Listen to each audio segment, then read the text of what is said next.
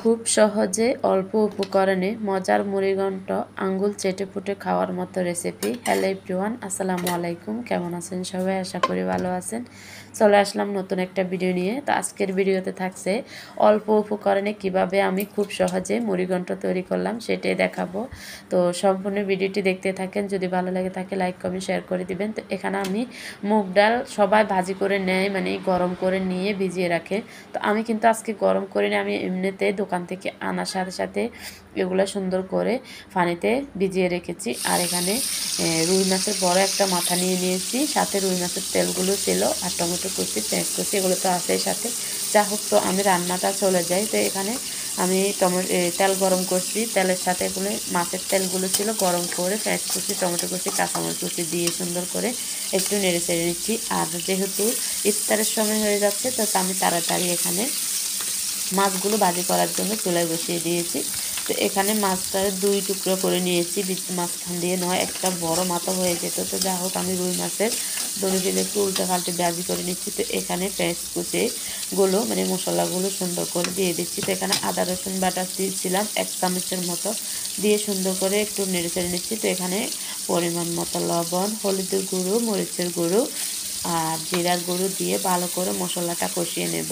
তো আপনারা আমার সম্পূর্ণ ভিডিওটির সাথে থাকেন। যেহেতু আমার কেউ ভিডিও করার নেই, তো আমি একা একা হাত দিয়ে ভিডিও করতেছি। তো আমার কোনো স্ট্যান্ডও নেই। যদি আমি কোনো দিন সফল হতে পারি, তাহলে সবাই মানে আমাকে ভালো চোখে দেখবে, আমি সবার কথা শুনে তো ভিডিওটা করতেছি। তো আমার হাজব্যান্ডও মানে এত করতেছে না, সাপোর্ট করতেছে না, কারণ যে কোনো সফল হওয়ার আগে কোনো কেউ সাপোর্ট করে না, সফল হওয়ার পরে সবাই সাপোর্ট করে। যা হোক, এখানে আমি মশলাগুলো কষিয়ে নিয়ে সুন্দর করে মুগ ডালটা দিয়ে দিয়েছি। তো যা হোক, এই মুগ ডাল নিয়ে সুন্দর একটা কথা আছে, যদি আপনারা জানতে চান তাহলে অবশ্যই আমি আরেকটা ভিডিওতে বলবো। আমরা অনেকে হাসবেন এই কথাটা শুনে, কারণ আমি এত সহজ সরল ছিলাম যে কোনোদিন মুড়িঘণ্ট কি সেটাও চিনতাম না। যা হোক, তো এখানে আমি মুগ ডালগুলো খুব ভালো করে মশলার সাথে কষিয়ে, দেখেন একদম কালারটাই চেঞ্জ হয়ে গেছে মুগ ডালের, কারণ আমি তেলের উপর একদম ভাজি ভাজি করেছি। যেহেতু আমি এগুলাকে শুকনো কড়াই টালি নেই, তো এই জন্য আমি সুন্দর করে এগুলাকে তেলের উপরে ভালো করে ভাজির মতো করে ফেলেছি। ওই স্মেলটা সুন্দর এসে গেছে। তো যা হোক, এখানে আমি মাছের মাথাগুলো দিয়ে অল্প একটু পানি দিয়ে ভালো করে কষিয়ে নিচ্ছি। তো অল্প পানিটা দেওয়ার কারণ হচ্ছে, যেহেতু মুগ ডালকে আমি তেলের উপরে ভাজি করছি, তো মাছের মাথা দিলে তার মাছের ওই তসটা মুগ ডালে যাবে না, সেই জন্য আমি সুন্দর করে একটু পানি দিয়ে ভালো করে কষিয়ে নিয়েছি। এখনও কিন্তু আমার মুগ ডালগুলো সিদ্ধ হয় নাই।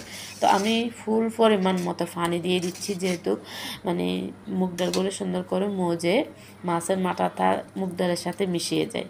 যা হোক, দেখেন কালারটা কত সুন্দর হয়েছে। আর এখানে মাছের তেলগুলো থাকার কারণে অনেক মজা হয়েছে মুগ ডালটা। তো এখানে আমি টমেটো কুচি সুন্দর করে দিয়ে দিলাম, দিয়ে ভালো করে ঢাকনা দিয়ে ঢেকে কিছুক্ষণ রান্না করে নেব। তো কিছুক্ষণ পর চলে আসছি, সে পর্যন্ত সবাই আমার সাথেই থাকেন।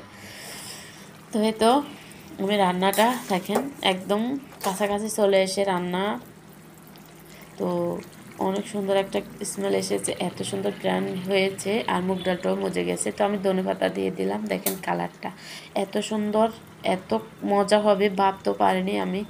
তো যা হোক, আপনারাও আঙ্গুল চেটে পিটে খাবেন। যারা চেহারি খেতে ইচ্ছে করে না, এরকম একটা তরকারি হলে তারা মানে চেহারি খেতে পারবেন। হাঁস মোরগ তরকারি রান্না করলে এত ভাত খাওয়া যায় না, কিন্তু এই মুগ ডাল দিয়ে অনেক ভাত খেতে পেরেছি আমরা। তো আজকের ভিডিও কেমন হয়েছে অবশ্যই কমেন্টে জানাবেন।